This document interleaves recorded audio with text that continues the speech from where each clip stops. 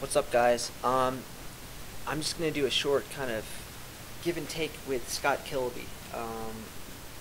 And Scott Kiloby, if you don't know already, is an author of I think a couple non-duality books. I think I know at least of two. I don't know the names of them off the top of my head. But anyhow, so he just is. He has a video of himself giving a talk or whatever. So I'm just gonna have a little fun with it. So let's see where this goes, huh?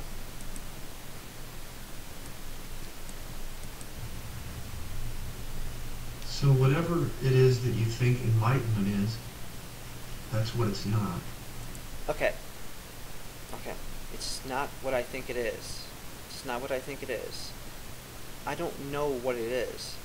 I don't claim to know what it is. I have a vague idea of what it is. I don't know what it is. So you're saying it's not my vague idea, okay? And that's where you're stuck. That's where I'm stuck. Okay. And whatever it is that you think non-duality is, that's exactly what it is not. That's what you just said. Right? Okay. And that's where you're stuck. That's... Wait, that's just what you said too, though. You just said it twice. Okay, I'm just making sure that I'm...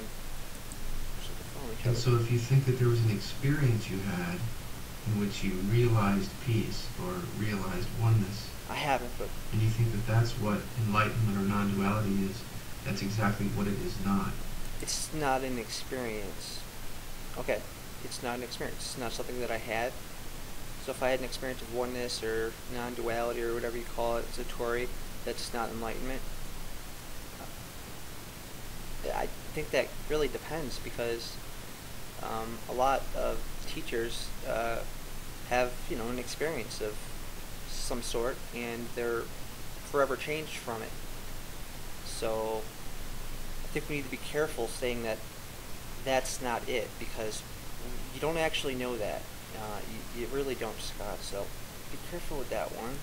And that's where you're stuck.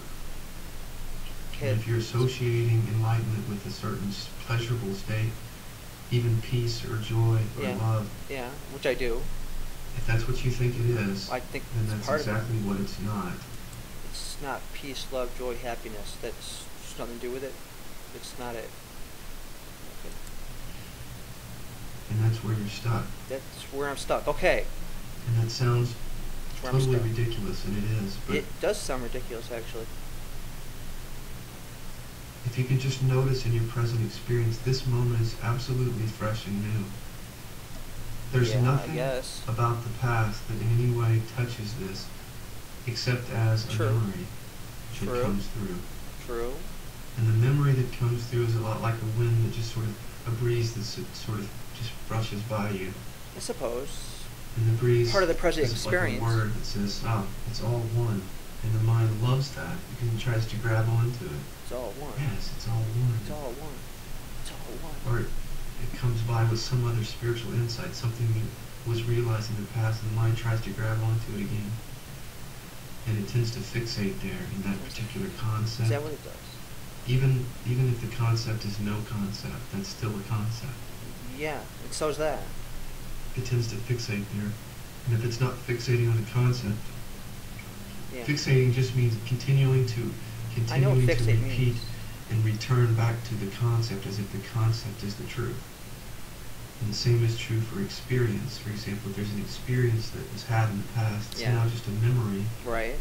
And the memory comes through, and there's sort of a seeking back to repeat that experience as if the experience is enlightenment. And the same is true of a state or even an emotion or anything that comes through, that came through in the past. Yeah. This moment is completely fresh and new. And so if there's anything called non-duality or enlightenment, it's freedom from your own spiritual insights. They can't help you. They're freedom from my own spiritual insights. Isn't that kind of our goal here, Scott? To, have insights? Isn't that why you're giving this talk? To give spiritual insights to people? So if it's not about our spiritual insights, then what the fuck is it about, frankly? Because I don't know. So put me in on that one. I would appreciate it. Not all that they will do if you continue to fixate on them. Yeah. They will build a new self here. the spiritual self, spiritual self, or the enlightened ego, or whatever you want to say, or the non-dualist, and you'll end up repeating pointers over and over, as if somehow you could ever express this. Express this? And right. To illustrate this, okay. I'm going to do something I usually don't do, okay. because I'm going to tell a story. Okay. And I think this was originally a Zen story, and I'm going to turn it into a non-duality story. Sweet. The story of a guru and a seeker. Cool. The guru and the seeker were studying together and sharing pointers for a number of years. And the seeker then is going to move away to a faraway land. And the guru said, I'd like for you to write me every year and tell me about where you are on your spiritual path. Okay. And whether you've realized what it is that I've been pointing to. And so the first year goes by, and the guru gets a letter from the seeker, and it says, My beloved guru, I've realized that the past is not who I am, and the future is not who I am, and this moment is who I am. And the guru crumples up the paper. Nonsense. Throws it away. Utter nonsense. Disgusted. Disgusted. Absolutely He goes about disgusted. his business, and another year passes. And he gets another letter. Another letter. From the seeker.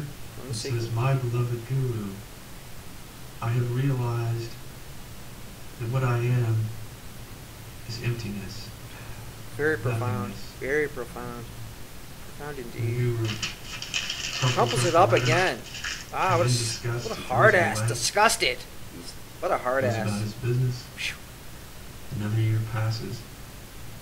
He gets another letter from the seeker. And the seeker says, How could he top those two? Come on. I've realized that it's all one. He did top it. Oh my god. And the guru crumples up the Crumples paper, it up! Oh my. throws it away, Oh my. completely Disgusted again. Oh my god. What is the deal with this fucking guru? Seriously, oh my god. Another year goes by. Another year. Another letter. My god. And it says, What the how can Dear you beloved guru, how can you add on to that? I was wrong before. I said that I was emptiness. But actually, that emptiness is appearing as everything. So I'm everywhere. From everywhere. The guru crumples up the piece of Crumples it paper up again. in disgust, throws it away. I am amazed. I am frankly astounded by this. And he doesn't get a letter Is this a true story? for a number of years. My god. Number of years And he now. meets the seeker Yeah, he's like, fuck this guru. somewhere, and he says, you know, you were supposed to write me every year to tell me about Yeah, your what the spiritual progress. What the fuck? And the Where is seeker it? said, oh yeah. And so a little bit later, the guru's back at his house, and he receives a letter from the seeker. This And it is where says, we're gonna get the insight that we're not supposed to use, Scott. who cares? Who gives a shit? Right. Who gives a shit? And the guru, so pleased that he very gently and lovingly Yeah. folds up the paper very neatly Yeah. and sets it aside to save it. And of course, the who cares is not in the Advaita sense that there's no person here who cares. It wasn't meant that way. And it wasn't meant who cares as in an apathetic way, like who gives a damn. It wasn't meant that way. No. Who cares was an indication. It wasn't? Because that the here, I'm going to seeker stop you right was there, a- because I really thought it was. Okay? Now, I don't know, I guess you have your own sort of take on this, your own perspective, and I understand that, but I do feel fairly certain in this one, but again, I'm not going to make a big deal out of it, but I'm pretty sure. Now free, not only from the sense of being separate self, but also free even from his own insights. Free Okay? even from believing that he's free and wanting other people to believe that he's free. He's free of it all. Transcended it all. And so, Like you, right, Scott? if you want to know where you're stuck, because you use this story, right, to illustrate that some pointless point, apparently, because we're not supposed to use any insights, I guess. But, you know, so what's the point of the story exactly? Because if we're not supposed to use it, kind of a waste of time to watch, sort of. So. It's whatever it is that you really think is true. Okay, but I typically use insights to define what I feel is true and real. And so the mind can hear that and say, well, it must mean that then that all... The mind can hear that. What mind, Scott? I don't know really of any mind. I know the mind is an idea, but is there actually something appearing as quote-unquote mind as you're using it as an object within your conversation here? Concepts are false. And of course you can play with that concept for a while, and then you repeat that, and that becomes what you think is true. You think that all concepts are false, and that's just another concept, and so that's where you're stuck. No matter what you do, with whatever, no matter what the mind does to try to lay out like a really beautiful, wonderful insight, it's all beautiful. Words are beautiful. They're absolutely... Word. Yeah, just it can be so captivating, they so can be clear. Feel it, and yet none of them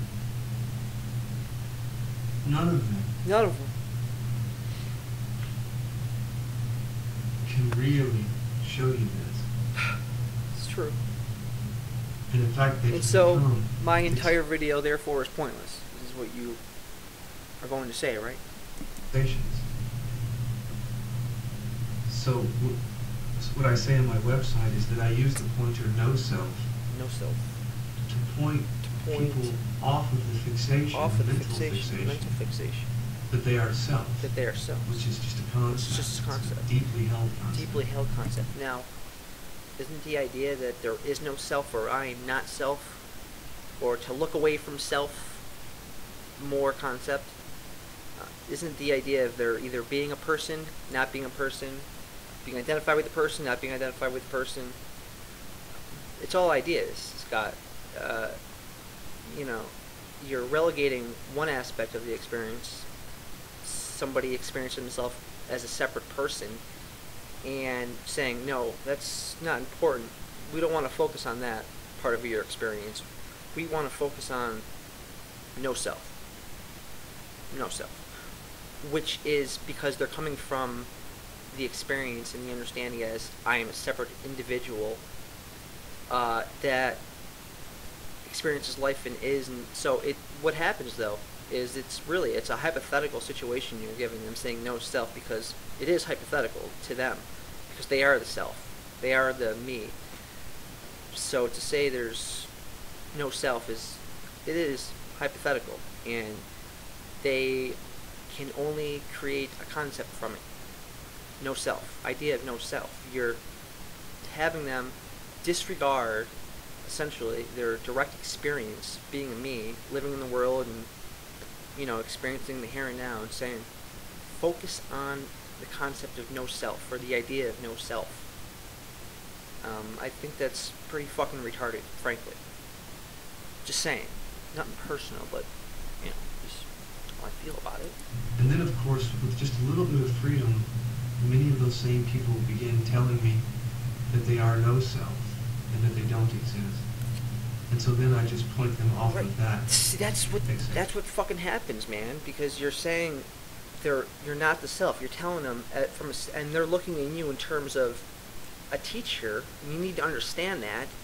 They're looking at you in terms of a teacher, and you're saying to them, don't focus on self. There really is no self. That's actually an illusion. Don't focus on self. Focus on no self. That's what you are.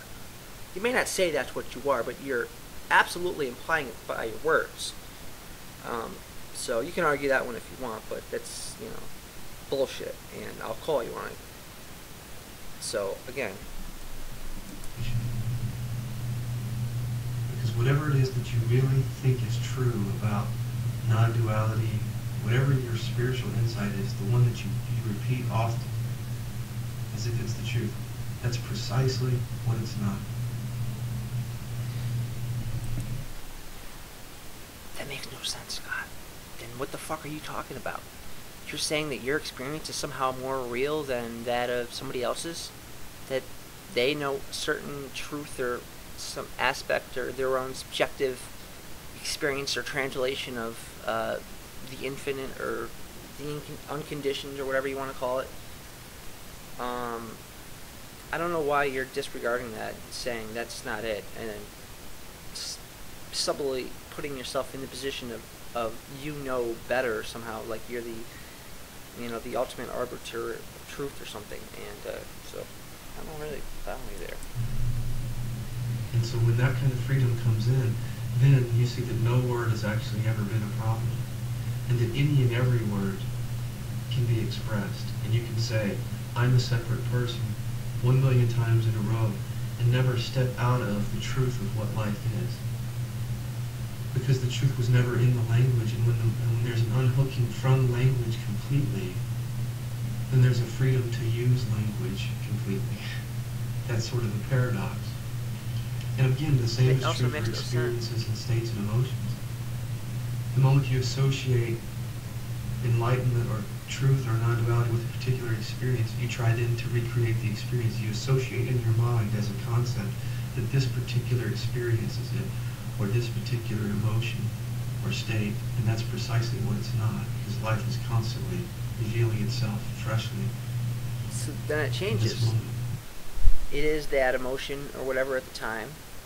It is what it is, and you continue on experiencing it.